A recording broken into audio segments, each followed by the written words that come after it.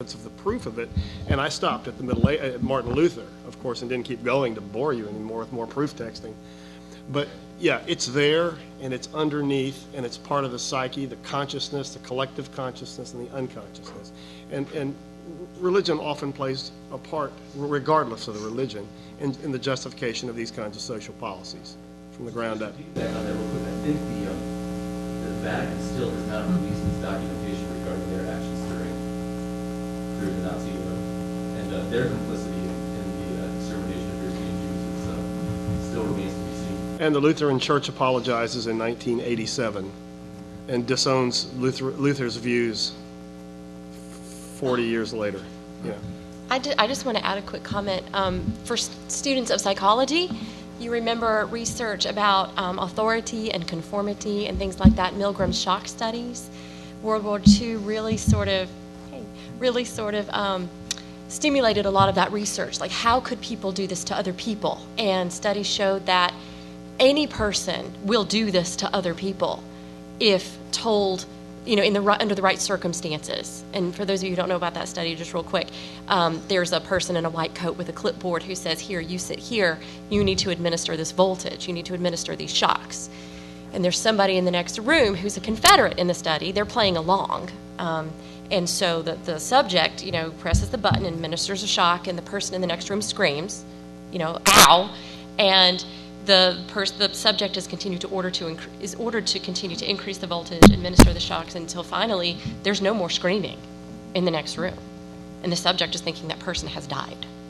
So people were shown time and time and again to follow those kinds of commands, even resulting in what they thought was death. We can't do those kinds of studies anymore. But that gives you a glimpse of some of, outside of the religious arguments, some of the other reasons. Can I add a little bit in the questions which were attached? There was the question about German history. There are historians were looking for some similarities between Russian and German history. Both countries never experienced full democratic revolution. And it is very interesting. There were several memories, Sharon memories. For example, one of the Hitler's purposes was the destruction of St. Petersburg. And for 900 days, there was the blockade of St. Petersburg, of former Leningrad, for 900 days. The ration, there was no food. There was rationing, and people were able to get 125 grams of bread per day. People were dying in the streets. And what is interesting, the most shocking documents of the attitude towards Slavic population was the diary which I read in Leningrad, the Museum of the Second World War, the diary of this 10-year-old girl. Her name was Tanya Savicheva. And this girl wrote about the deaths in her family. For example, I remember this diary, there was one phrase, several phrases. Today my father died. Yesterday my aunt died. My brother died. My sister died. And the last sentence in this diary was, only Tanya remained. And it was the last phrase which people were able to find in this diary.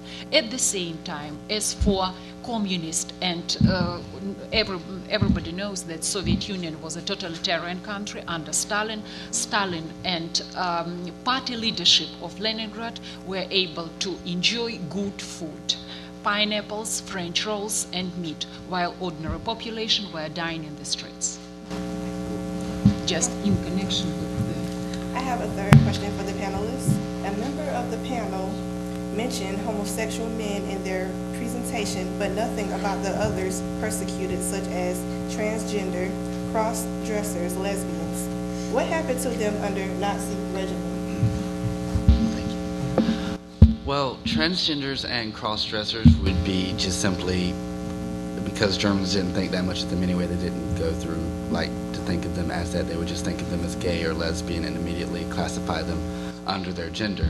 However, lesbians were very interesting. There's the idea going around that lesbians were given a black triangle, whereas gay men were given a pink triangle, but there's actually no real proof of that. And in fact, under paragraph 175, the German military government had tried to figure out whether to put lesbians there or not, but 3 arguments kept them from doing such.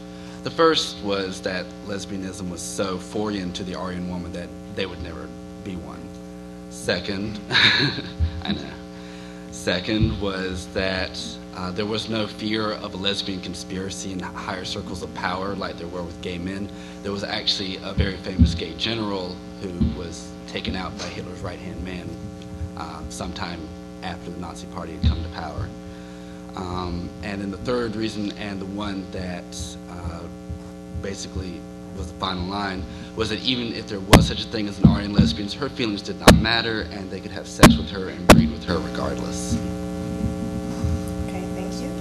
And my fourth and final question, panelists. Prior to Hitler, had other influential individuals ever attempt to carry out eugenic movements?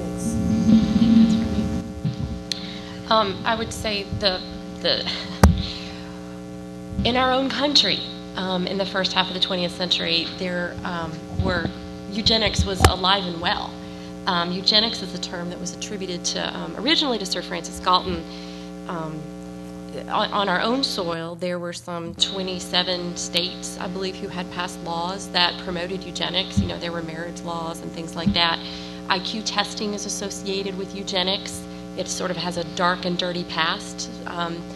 It's believed, it's asserted that they were initially used to find those who were imbeciles or idiots, and then we could sterilize those and prevent them from breeding into the population.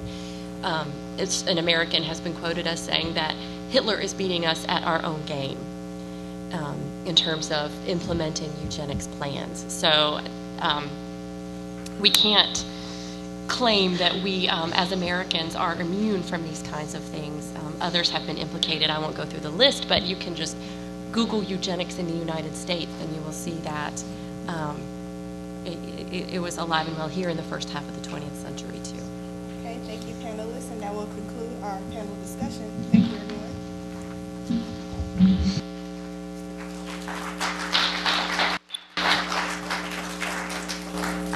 For the panelists, to let you know how much we appreciate you coming out this afternoon and giving us your information, we'd like to give you a token of our appreciation. Each panel member will be giving a gift.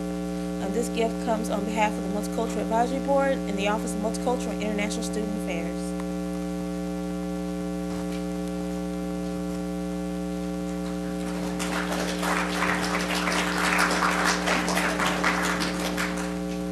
Just a couple of closing remarks.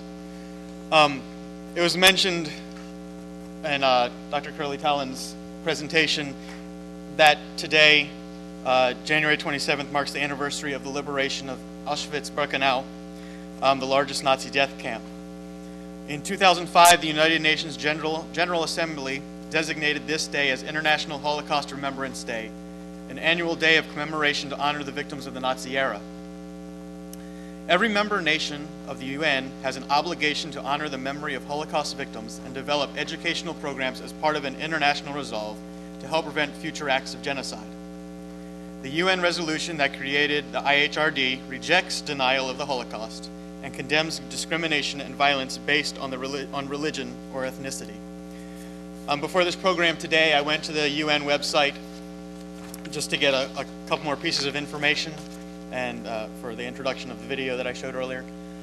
And there was actually a webcast held yesterday as part of the observance of International Holocaust Remebrance Day. And there was a panel of Holocaust survivors, and it had snippets of the recording of this webcast. And besides just the presentation from the Holocaust survivors, there were questions from around the world. From Burundi, I saw there was a question asked, and that country just sticks out in my head.